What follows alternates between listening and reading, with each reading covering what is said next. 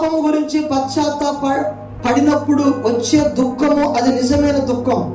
ఒకవేళ నువ్వు ఏడ్చి ప్రార్థన చేసే అవసరత వస్తే, ఒకటి నువ్వు పాపం గురించి పశ్చాత్తాపడి కన్నీరు కార్చాలి, లేకపోతే ఎదుటి వ్యక్తి ఆత్మ రక్షణ కొరకు కన్నీరు కార్చాలి. మీరు బాగా గమనించండి, మీ ప్రార్థనలో కూడా ఇది జరిగి ఉంటుంది.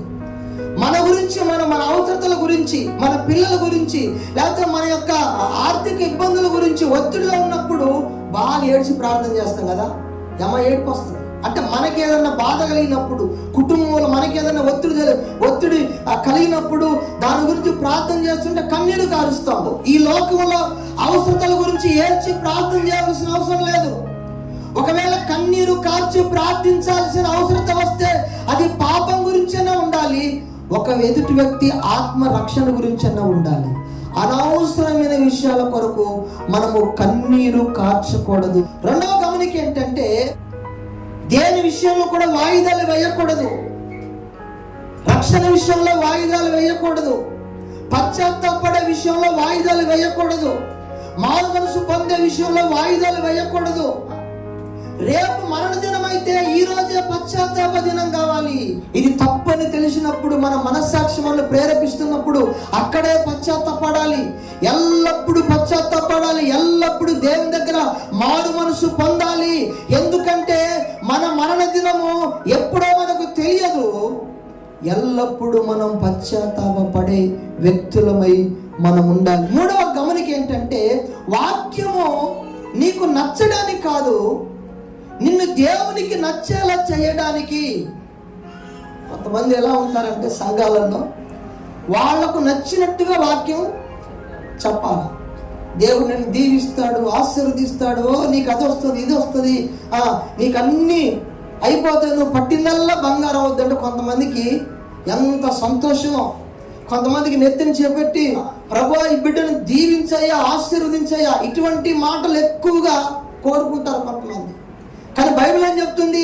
వాక్యము నీకు నచ్చినట్టుగా కాదు, నీకు నచ్చినట్టుగా వాక్యం ఉండదు. నిన్ను దేవునికి నచ్చేలా చేయడానికి వాక్యం. కాబట్టి నొప్పించిన వాక్యానికి అప్పగించుకోవాలి. వాక్యం చెప్తున్నప్పుడు నీకు బాధ కలుగుతుంది, వాక్యం వింటున్నప్పుడు నొప్పి కలుగుతుంది, వేదన కలుగుతుంది. ఏం చేయాలి? అప్పుడు దేవునికి అప్పగించుకోవాలి. అదే పశ్చాత్తాపం. వాక్యము నీకు నచ్చేలా ఉండదు, నాకు నచ్చేలా ఉండదు. నిన్ను దేవునికి నచ్చేటట్లుగా వాక్యము నీ దగ్గరికి వస్తుంది. ఒక్కోసారి వాక్యము గుచ్చుకుంటుంది. పేతురు వాక్యాన్ని ప్రకటిస్తున్నప్పుడు వాళ్ళు అడిగారు, కడమ అపోస్తలుని పేతుర్ని, అయ్యలారా మేమేం చేయాలి? దేవుని వాక్యం వాళ్ళకు గుచ్చుకున్నప్పుడు నేనేం చేయాలని అడిగారు వాళ్ళు. అంటే వాళ్ళు దేవునికి నచ్చేటట్లుగా వాక్యం చేసింది.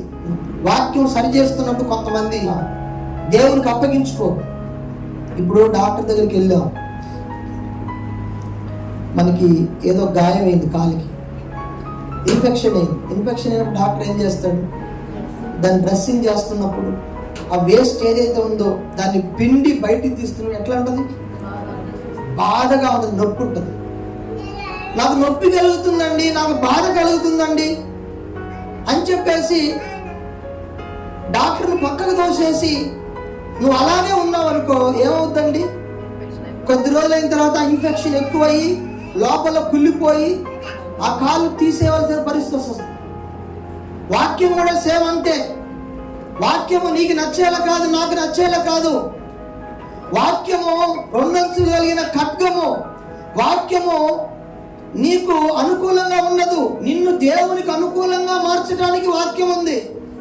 దేవునికి నిన్ను అనుకూలంగా మారుస్తున్నప్పుడు, దేవుని బిడ్డలారా, నీకు వాక్యము గుచ్చుకుంటున్నప్పుడు ఆ వాక్యానికి నువ్వు అప్పగించుకోవాలి. ప్రభువా నిజమే కదా, నేను ఈ స్థితిలో ఉన్నాను కదా, నేను ఇట్లా చేయకూడదు కదా, నేను ఇన్ని రోజులు ఏదో అనుకున్నానయ్యా, మరి నీ వాక్యం నాతో మాట్లాడుతుంది ప్రభువా, ఇప్పుడే నన్ను నీకు అప్పగించుకుంటున్నాను ప్రభువా, ఈ రోజు నుంచి నేను ఇలా ఉండను ప్రభువా, ఈ రోజు నుంచి ఇలా జీవించనయ్యా, ఈ రోజు నుంచి నేను ఇలా నడవను ప్రభువా, ఇలాగా మాట్లాడను ప్రభువా అని నువ్వు ఎప్పుడైతే దేవునికి అప్పగించుకుంటావో అదే నిజమైన పశ్చాత్తాపం.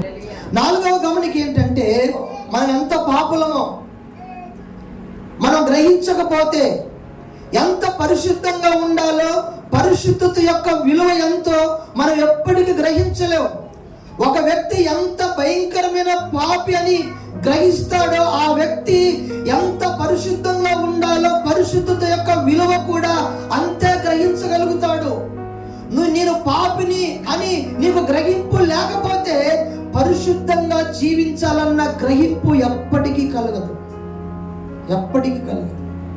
పరిశుద్ధత అనే గ్రహింపు ఒక వ్యక్తికి ఎప్పుడు వస్తుందంటే, మొదట అయ్యో నేను ఘోరమైన పాపిని, నేను మంచివాడిని కాదు, నేను మంచిదాన్ని కాదు, నేను మంచి వ్యక్తిని కాదు, నాలో ఏ మాత్రం మంచితనం లేదు, నేను ఎంత మాత్రం కూడా మంచివాడిని కాదు, నేను చెడ్డవాణ్ణి, దేవునికి వ్యతిరేకంగా పాపం చేసిన వ్యక్తినని నువ్వు పాపాన్ని నువ్వు ఎంత లోతుగా గ్రహించగలుగుతావో అంత లోతుగా నువ్వు పరిశుద్ధపరచబడటానికి నీవు గ్రహించగలుగుతావు. పశ్చాత్తాపాన్ని, పాపాన్ని నువ్వు గ్రహించకపోతే పరిశుద్ధతను కూడా గ్రహించలేవు.